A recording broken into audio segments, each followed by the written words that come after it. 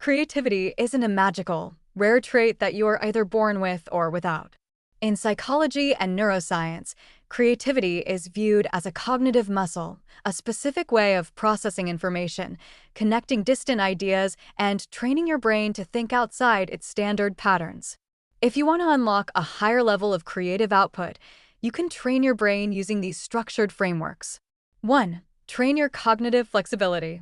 To be creative, you have to break out of functional fixedness, the mental trap where you only see an object or concept for its traditional use. Divergent thinking.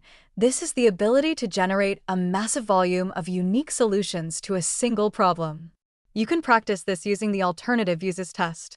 Take a mundane object, like a brick or a paperclip, and give yourself 2 minutes to list 20 things you could do with it besides its intended purpose.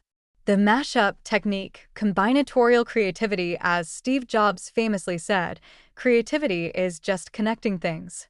True novelty happens when you drag an idea from one completely unrelated field into your own.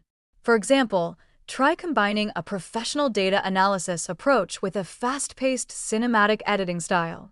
2. Leverage the creative cycle. Neuroscientists have found that creative breakthroughs don't usually happen when you are staring intensely at a blank screen straining to think.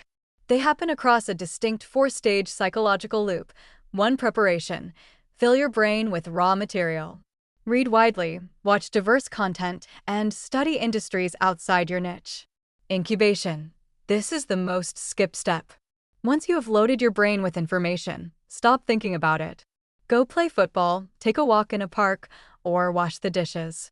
Letting your mind wander forces your brain into its default mode network, DMN, where it quietly connects the dots in the background. Illumination, the sudden aha moment where the brilliant concept pops into your head while you are doing something completely unrelated. Verification, bringing the idea back down to earth. This is where you switch from artist to editor and use practical skills to execute the vision. 3. Lower the pressure to build momentum. The biggest killer of creativity is the fear of making something bad on the first try. Separate creation from editing. When you are brainstorming, writing a script, or sketching out a design, turn off your inner critic completely. Let the ideas flow out messy and unpolished. You cannot edit a blank page, but you can always fix a bad first draft. Quantity leads to quality. The legendary artist Pablo Picasso created over 50,000 pieces of art in his lifetime.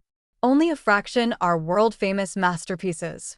To get to your best ideas, you have to be willing to flesh out the mediocre ones first. A creative principle to remember. You can't use up creativity. The more you use, the more you have. Maya Angelou. Treat your creative energy like an experiment. Every time you try a new layout, a unique hook, or an unexpected strategy, you are building the neural pathways that make creative thinking your default